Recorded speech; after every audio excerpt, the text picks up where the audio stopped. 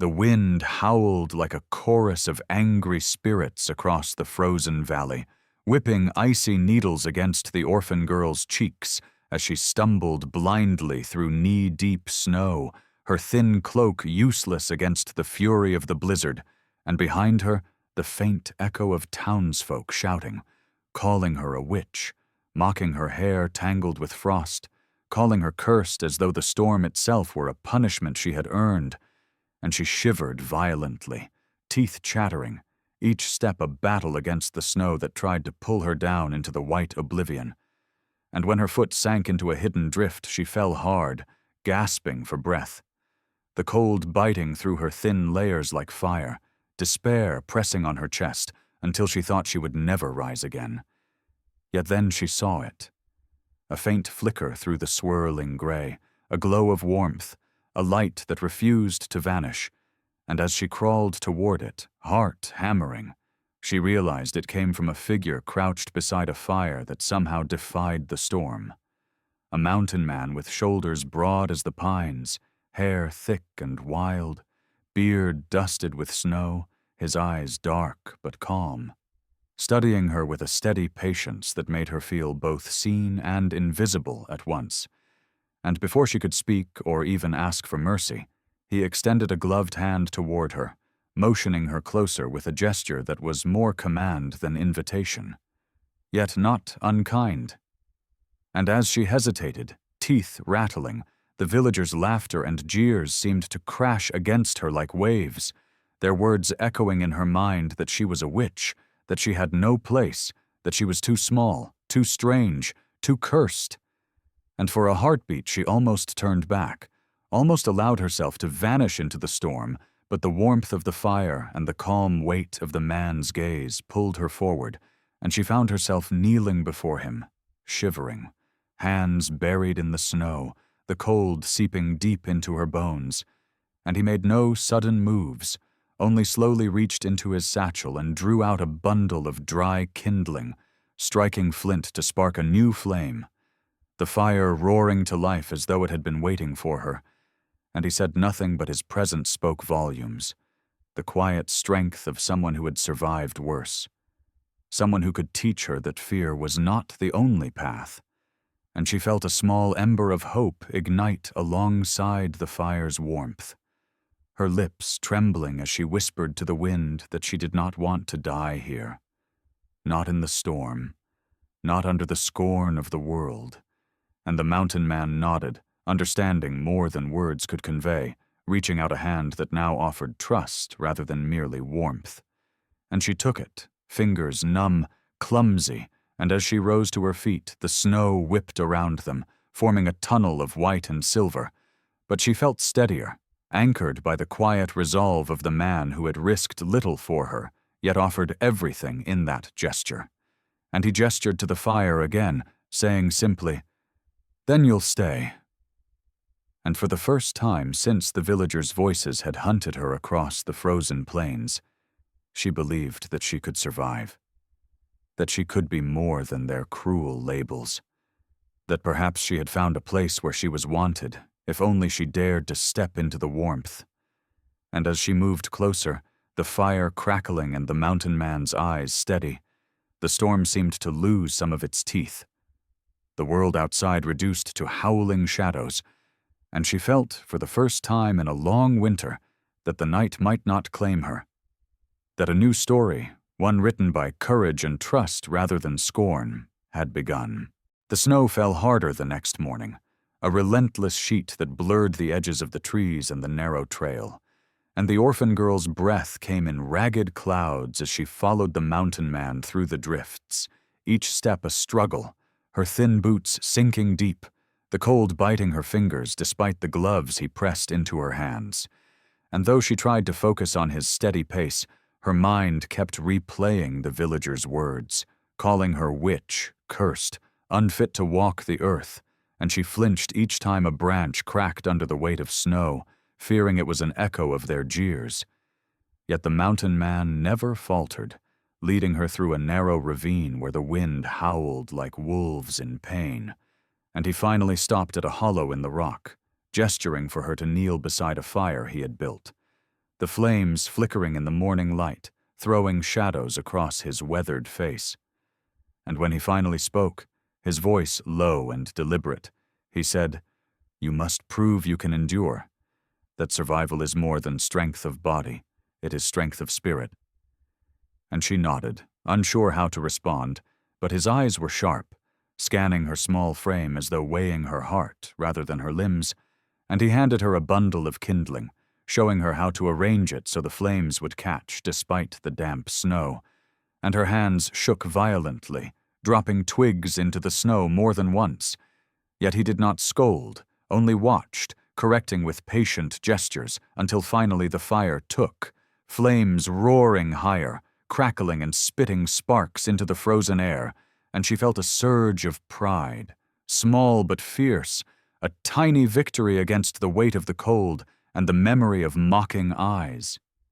And then he gestured further along the ravine, pointing to a ridge that seemed nearly vertical, snow-laden and treacherous, and said that she must climb it, that only by testing her courage could she understand that fear does not own her. And her stomach twisted with terror, knees trembling as she imagined herself slipping and vanishing into the white abyss below. Yet he did not offer comfort in words, only a hand to steady her as she placed her first foot against the icy slope. And with every careful movement, heart hammering, breath shallow, she felt the power of the storm around her, but also the strange power inside her. The stubborn ember of defiance that had refused to die even when children laughed and adults sneered. And when she finally reached a narrow ledge halfway up, snow slipping beneath her boots, hands raw, fingers numb, she froze, the wind ripping at her cloak, almost pushing her backward. And for the first time, she felt the weight of true danger, the cold clawing deep into her bones. And in that silence, the mountain man spoke again, his voice calm but commanding, reminding her that each step forward is a choice, and she could turn back or she could claim the next one. And with a shuddering exhale, she chose forward, gripping the icy rock with fingers that burned, knees quivering, each step a negotiation with terror, until at last she crested the ridge, chest heaving, snow clinging to hair and cloak. But she had risen, and he nodded once, approvingly, not as one who praises, but as one who acknowledges the strength that already existed. And as they rested, the wind still screaming around them, he finally gave her a small smile, and in that brief curve of his lips, she felt that the world could not undo her, that she had begun to shed the weight of the villager's words,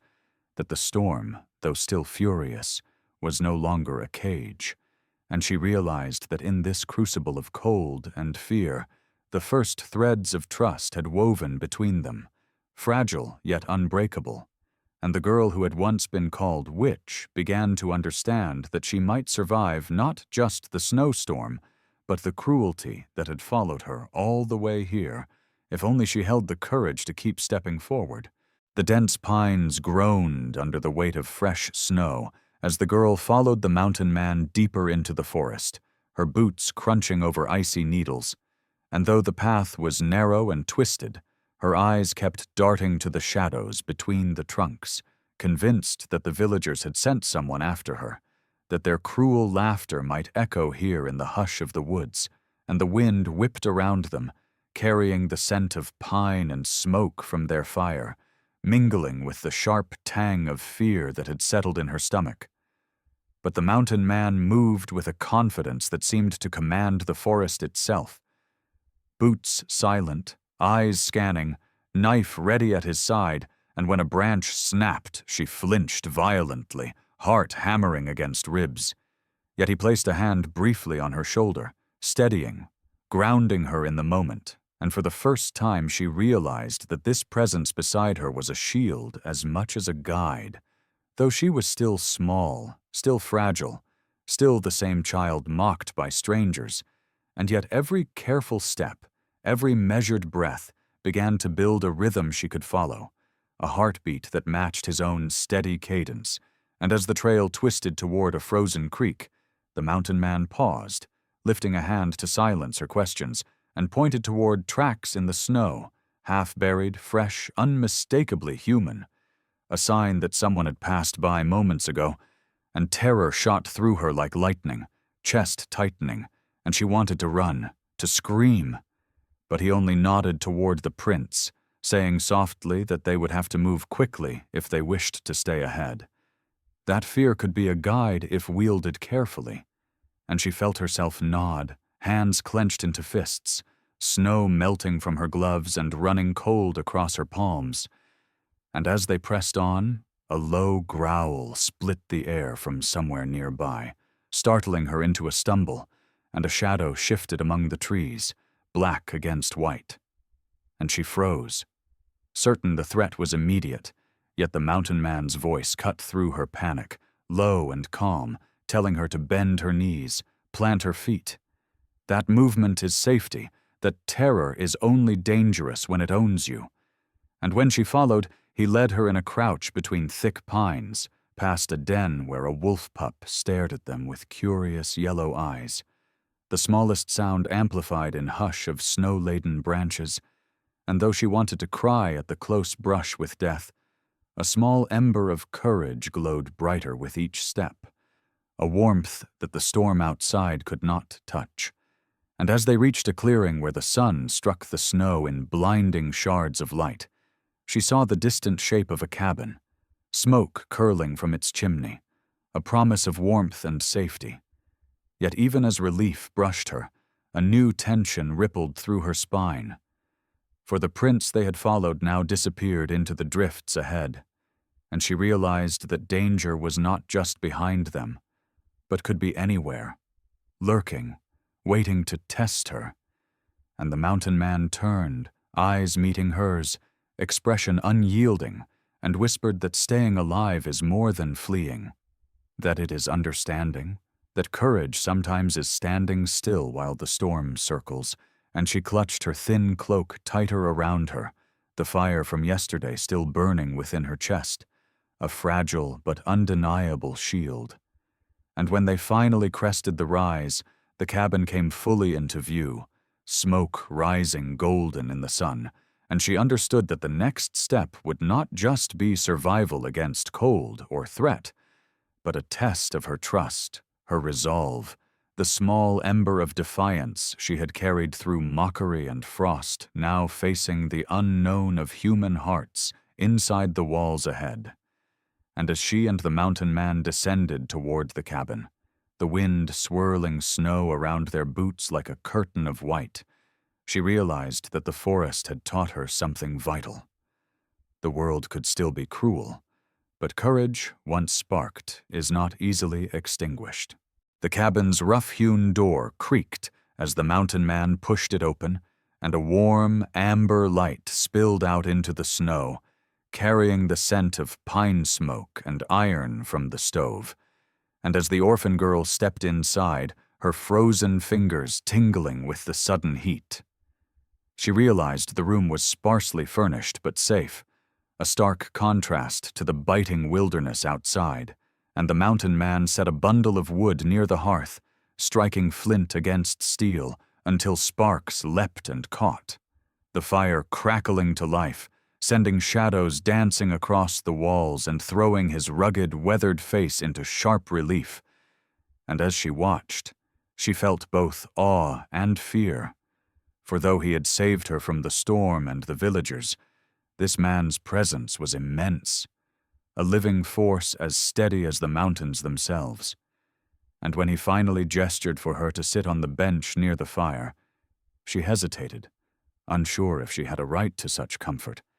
Yet the warmth licked at her frozen skin and coaxed her stiff limbs to relax, just enough for her to sense the safety surrounding her, though the snowstorm still raged outside like a relentless drum. And while she shifted, she noticed a small pile of bones, partially carved, arranged neatly on a side table, some jagged, some smooth, each one shaped with meticulous care, and the girl's gaze fell on a tiny crown of twigs lying atop the pile, striking her with the familiarity of yesterday's fire, the memory of mockery at the festival mingling with the memory of the scouts' quiet defiance. And the mountain man, noticing her stare, spoke in low, deliberate tones that carried the weight of mountains, explaining that each carving held meaning, a way to honor courage, to mark trials endured, to recognize the strength that others overlook. And as she listened, the firelight flickering across his eyes, she felt a warmth beyond the hearth, a strange comfort that seeped into her bones, easing the frost from both body and mind. Yet even as she took in his words, a new tension threaded through her chest, for she knew that safety in the cabin was temporary, that the storm outside could claim her at any moment, and that the villagers, blind to courage, might still seek to punish her for daring to survive. And when the mountain man handed her a rough wool blanket, urging her to wrap herself tightly, she felt a surge of gratitude mingled with fear, her small hands clutching the coarse fabric as if it were armor. And then he crouched to meet her eyes, his voice dropping almost to a whisper, insisting that she must understand something vital. That fire, warmth, and protection are not simply gifts, but tools, tests of character, ways to learn who can stand beside you when the wind is cruelest, and that courage must be earned daily, not taken for granted. And as he spoke, the flames flickered against his face, shadows curling like hands around his strong jaw, emphasizing the sharp determination behind his calm words. And she realized that the same ember she had felt during mockery and storm was growing, feeding on small victories, each step forward in her trust, and each acknowledgement of her strength. And as snow pounded the roof in relentless sheets, she lay awake near the hearth, tracing patterns in the frost on the window, and understood that the storm was not just outside, that the cold and darkness could also live in hearts, that fear and courage existed side by side, and that she would have to carry both as she prepared for the unknown beyond the cabin walls, while the mountain man's silhouette, kneeling by the fire with a carving knife in hand, cast long shadows that seemed to promise both challenge and protection. And she drifted into uneasy sleep,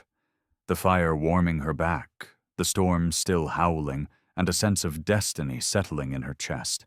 fragile yet undeniable, like the first flicker of dawn breaking through endless night. The first howl cut through the night like a knife, sharp and jagged against the wind's roar, and the orphan girl jolted awake, her breath fogging in the cold corners of the cabin despite the fire, her small hands clutching the blanket as though it could shield her from the unknown.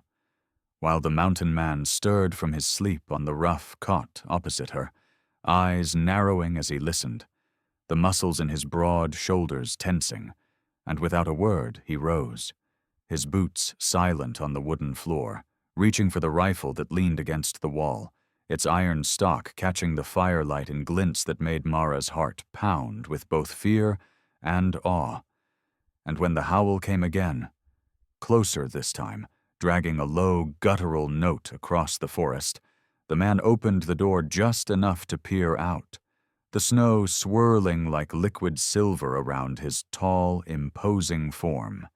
And Mara followed, eyes wide, seeing the shadow that shifted at the tree line, the glint of eyes reflecting the moon, and she realized with a spike of terror that it was not a single wolf but a pack, circling, waiting, their snarls muffled by distance yet heavy with menace, and the mountain man's hands did not shake as he aimed, the barrel steady, but his gaze swept the snow and trees as if measuring danger beyond the obvious, calculating their path. His years lived in the wilderness written in every taut muscle, and when a low growl rolled from behind a mound of snow, a wolf stepping closer, its fur bristling and eyes gleaming, Mara froze, wanting to turn and run, but knowing the cabin's walls could not hold them all. Yet the man's voice, deep and calm, cut through the panic, instructing her to stay back, to watch and learn that fear could be held in check, that presence mattered more than retreat. And as the pack edged closer, the rifle barked once, sending a crack through the night that echoed off distant hills, and the nearest wolf yelped, retreating with the others into the darkness. But the threat lingered, a cold reminder that safety was fragile, and Mara felt her chest tighten as adrenaline mingled with awe, realizing that the man beside her was more than protector. He was a living lesson in courage, in standing firm when the storm and the wild pressed at every side. And as he set the gun back into its cradle, his eyes met hers, conveying a trust and expectation, a challenge to rise, to be more than the frightened child the villagers had mocked, to learn from danger rather than flee. And she nodded, shivering but steadying her breath, knowing that the night held more than snow and wolves, that it carried tests to shape her heart and spirit. And when he knelt to light a small lamp near the door, the glow casting elongated shadows across the frost-laced floorboards, Mara felt a warmth that went beyond the flame, a strength that seeped into her bones, mingling with fear into a strange alloy that whispered of resilience.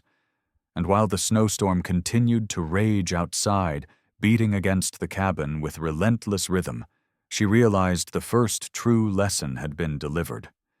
That courage could be small and fragile, like her own heartbeat, yet unyielding when trained by someone who knew how to survive the wild. And as she watched him carve another small figure from a piece of bone, her eyes tracing each deliberate notch, she understood that this night, terrifying and alive, was just the beginning of learning to stand against storms, both of snow and of the hearts of men, and the howl that rose again in the distance no longer made her want to flee, but to listen, to grow, and to face whatever might come with the fire of courage burning quietly in her chest. The wind shrieked against the cabin walls, rattling the shutters and shaking loose icicles that crashed onto the snow below, and Mara clutched the doorframe as she stepped outside, the cold biting through her thin layers, while the mountain man stood steady, shoulders squared against the storm, his breath fogging in the frozen air as he assessed the frozen landscape ahead. And she followed his movements closely, knowing that every step he took was measured, every glance a lesson in reading danger in the wilderness. And when a deep, creaking groan came from the old pines lining the ridge, she froze, heart hammering, fearing the trees might fall under the weight of ice. But the man simply gestured for her to move forward, signaling that hesitation could be worse than action. And as they climbed the ridge, the snow sucking at their boots and whipping her hair across her face, Mara realized the storm was more than wind and cold. It was a living barrier, testing their endurance, their focus, their trust in each other. And when she slipped, sliding partway down a slick incline, she felt panic rise like fire in her chest, only to be caught by his strong hand, gripping her wrist and hauling her upright with effortless strength. And in that instant she understood that survival required both courage and reliance, that she could not face the wild alone, that the lessons he had silently been teaching, standing firm, observing, acting, were now to be practiced under real threat. And as the blizzard whipped harder, drifts forming impassable walls, the mountain man called out a low, steadying chant, almost a murmur, guiding her steps, keeping her focus from succumbing to fear. And Mara's lungs burned with cold, her legs trembling, but she pressed on, trusting the rhythm of his voice and the sound of his steady boots. And when a crack of ice split the ridge ahead, a tree limb snapping under the frozen weight, Mara froze again, only to feel his hand on her shoulder, firm and grounding, and he pointed toward a narrow ledge that would bypass the treacherous fall, teaching her that danger could be navigated with patience, observation, and courage. And as they crossed the ledge, the storm roaring around them, Mara felt a new understanding ignite in her chest. That fear was not weakness, but a signal. That challenges, no matter how immense, could be met with composure. And when they finally reached a shallow grove, the wind momentarily easing as if acknowledging their progress, she sank to her knees, exhausted, cheeks streaked with snow and tears alike. Yet the mountain man knelt beside her, placing a hand on her back, whispering that endurance was more than physical. It was the heart, the will, the ability to keep moving when every instinct screamed to give in. And as she looked up at his calm, weathered face, the storm still swirling, she realized that the snowstorm had become a crucible, testing her resolve, forging bravery where only fear had existed before. And in that quiet, battered grove, she felt something shift deep within her, a spark of confidence, a whisper of self-belief, a fire that no blizzard could extinguish. And when she rose to continue onward, the mountain man leading with sure, silent authority, Mara followed with her own courage now growing, ready for whatever the wilderness would demand next, understanding fully that survival was as much about learning to stand as it was about learning to endure, and that the fire he had lit for her that first night was only the beginning of a journey through snow, shadow, and strength.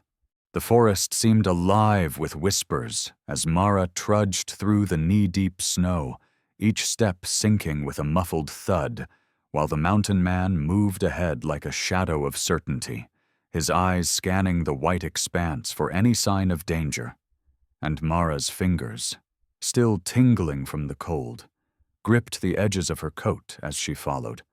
feeling the weight of isolation pressing on her, the world reduced to white and wind. Yet her heart thumped with a mixture of fear and exhilaration, for she knew that the mountain man's presence was both protection and instruction. And when the howl of a distant wolf sliced through the frozen silence, her pulse quickened. And the man paused, listening intently, hand on the butt of his rifle, muscles coiled and ready, while Mara held her breath, realizing that the wilderness held predators not just in fur and fang, but in the unforgiving cold itself. And as they crept past a cluster of frosted pines, a movement caught her eye, shadow shifting beneath the drifts, and she froze, pointing, but the mountain man's finger stayed pressed to his lips, and she understood. Patience, observation, then action, never haste, and the shadows shifted again, this time unmistakably human, cloaked figures moving with intent, footprints of the snow betraying their approach, and Mara's stomach twisted with dread.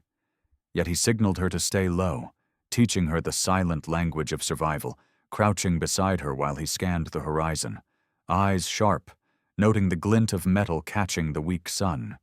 And Mara's mind raced as she pieced together the danger. Bandits, likely, using the storm as cover, unaware of how closely their presence had been tracked. And when one figure stumbled into a thin clearing, snow crunching underfoot, the mountain man acted with quiet precision, his rifle raised just enough to warn without alerting, and Mara's breath hitched, frozen between fear and awe, seeing the calm control in his posture, the way he moved as if the forest itself obeyed him, while she learned that courage was not absence of fear, but mastery of it. And as the bandits hesitated, confused by the unseen vigilance, Mara noticed how the mountain man's eyes met hers for the briefest moment, conveying trust and instruction without a word. And in that instant she felt the responsibility of presence, the knowledge that her own awareness could tip the scales between safety and disaster.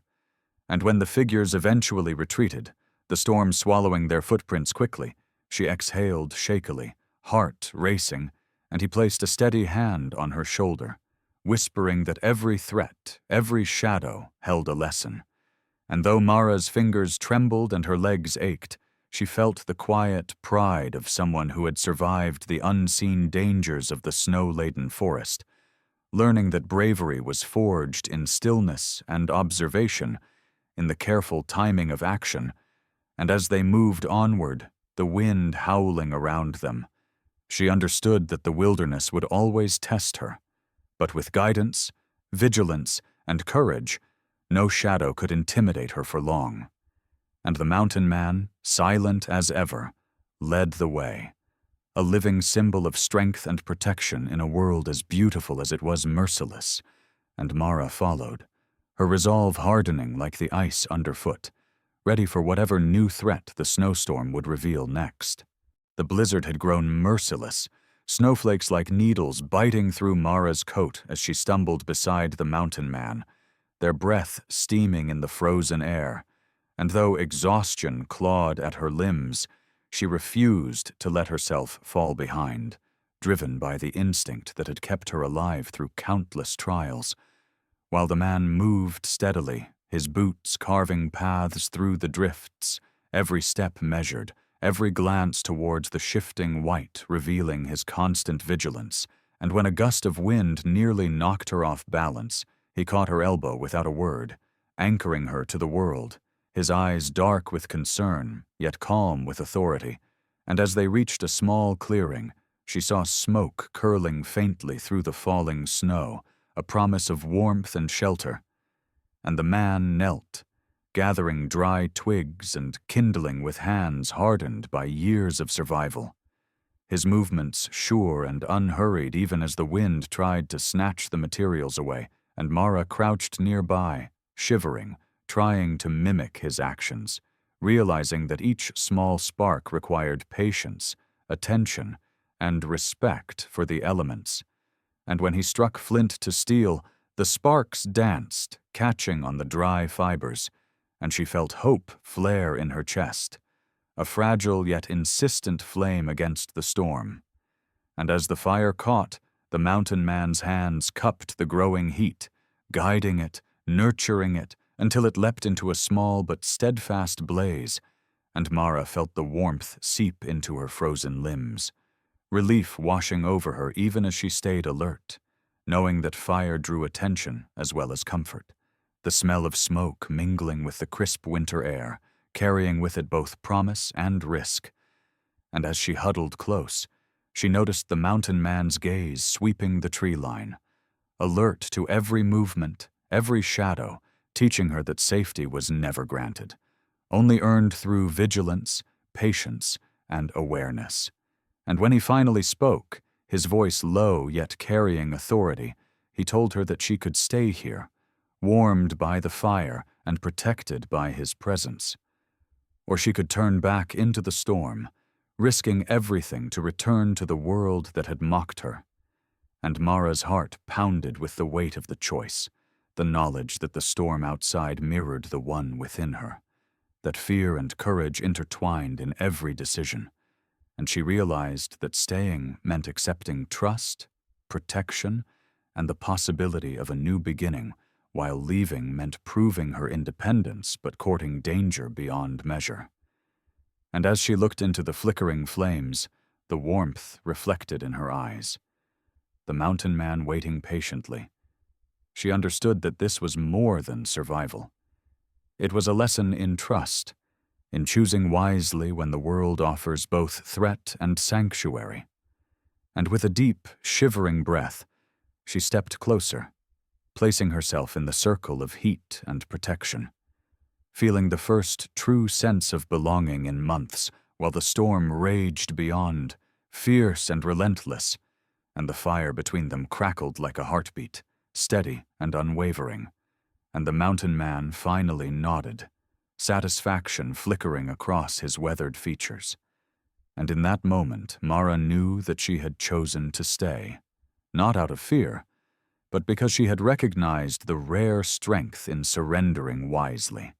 And the snowstorm, though unrelenting, no longer held dominion over her spirit, for the warmth of the fire and the presence of her protector had carved a sanctuary where courage and hope could finally take root. The fire crackled, casting dancing shadows across the snow-draped clearing, but Mara's relief was short-lived as the wind carried faint sounds of movement from the dense pines beyond, a whisper of danger threading through the cold, and the mountain man stiffened, his eyes narrowing as he scanned the tree line, every muscle coiled like a bowstring ready to spring, while Mara clutched her knees, shivering not from cold, but from the sudden awareness that the storm outside was not the only threat. And as the sound of cracking branches grew closer, she saw dark shapes emerge between the trunks. Bandits or hunters, their faces obscured by scarves and hats, weapons glinting as they stepped onto the clearing's edge, their intention clear. And the mountain man rose slowly, letting Mara sink back behind him, the firelight illuminating the sharp lines of his weathered face, his hands moving to the twin pistols at his belt, with a calmness that belied the danger. And Mara's heart pounded in sync with the approaching footsteps, each crunch in the snow echoing like a drumbeat of doom. But the mountain man's voice cut through the tension, low and steady, commanding them to halt. And when one of the intruders sneered and raised a gun, he did not hesitate, drawing his weapon with practiced speed, firing a warning shot that struck a tree just above their heads, splintering wood into the snow, the noise snapping Mara's fear into sharp focus as she realized this man was not only her protector, but a force she could rely on. And the bandits faltered, unsure whether to advance or retreat, the firelight flickering across their faces, revealing hesitation where there had been arrogance,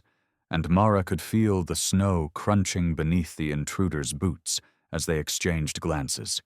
reading the mountain man as someone who would not bend or flee.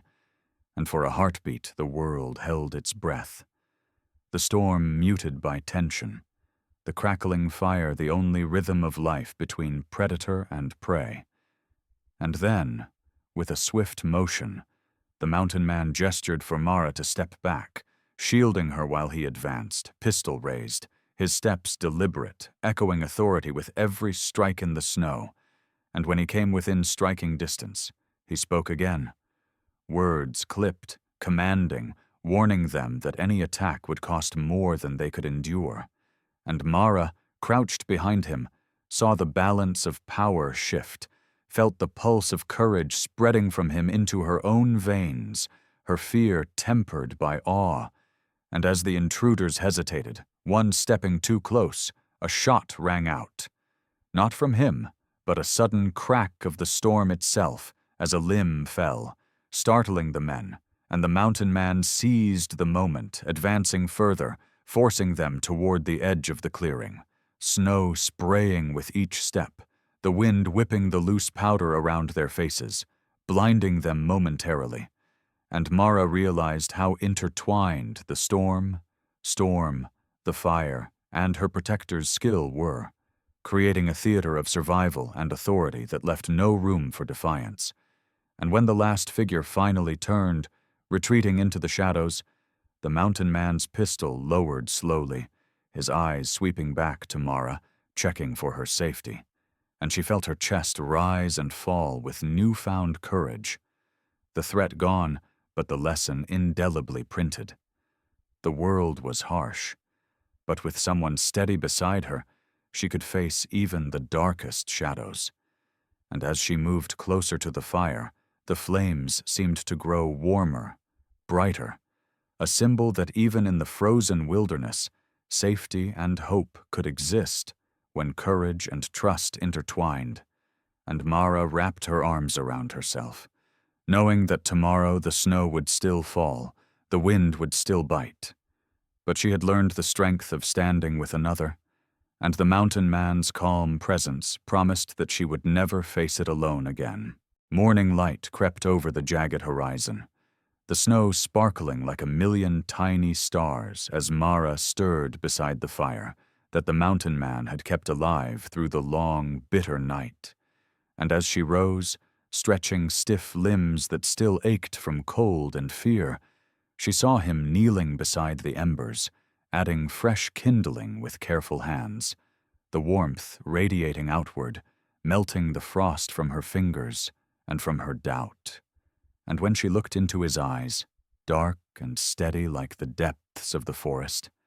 she understood that the fire was more than a shield against cold. It was a symbol of protection, of choice, of belonging. And as she stepped closer, brushing snow from her skirt, he offered a hand, not with command, but with invitation, his voice quiet yet firm as he said that she need not leave. That here, in this remote cabin surrounded by the wilderness, she could be safe. that the storm outside had no power over the courage she carried within, and Mara, heart hammering, took his hand, feeling the rough calluses of a life lived in hardship and skill, and in that moment she felt a surge of trust and gratitude, the tension of the night melting like the snow at the fire's edge, while outside the pines whispered with the wind, a song of endurance and resilience. And as they entered the cabin together, the scent of burning pine mingling with the crisp mountain air, Mara noticed small symbols of life and care scattered inside. Dried herbs hanging from the beams, a basket of gathered wood neatly stacked, and the faint tracks of a dog circling the perimeter, loyal and watchful, the companion that had never left her side during the perilous night. And when the mountain man stirred the coals into bright flames, casting long shadows along the wooden walls, he handed Mara a steaming mug, the warmth seeping into her hands as he spoke again of patience, courage, and standing firm against cruelty, reminding her that being called names or feared for who she was outside meant nothing within the circle of trust they had built. And Mara sipped slowly, savoring the heat and the safety, feeling the edges of fear dull, the memory of snow and jeers transforming into resolve, as if the mountain man's steady presence had rewritten the story of her worth. And as she looked out through the frost-covered window, the storm clouds beginning to break, she saw the first rays of sun touch the treetops, golden light catching on icicles, the landscape serene yet alive, a reflection of the calm that had begun to settle in her chest. And when the mountain man finally spoke, voice low and gentle, he said that she was welcome to stay, to learn, to grow, that this place and its people, himself included, would hold her through future storms, and Mara felt tears prick her eyes, not of fear but of release, the culmination of nights spent in doubt and cold, now replaced with the knowledge that she was seen, valued, and protected. And as the dog nudged her hand and the fire crackled with steady warmth, she realized that the crown she had imagined in her mind, the one that could have been carved in snow or wood, was no longer needed because she carried something far greater, a crown of courage and belonging, forged in the cold, hardened by trials, and illuminated by the fire of one steadfast companion who had shown her that she would not only survive the storm, but thrive beyond it. And as she finally settled by the hearth, watching the flames dance and listening to the wind's softened song, Mara whispered to herself that she would stay, that she was home, and the mountain man's nod in return, quiet yet affirming, sealed a promise that the snowstorm and the cruel world outside could no longer touch the sanctuary they had built together.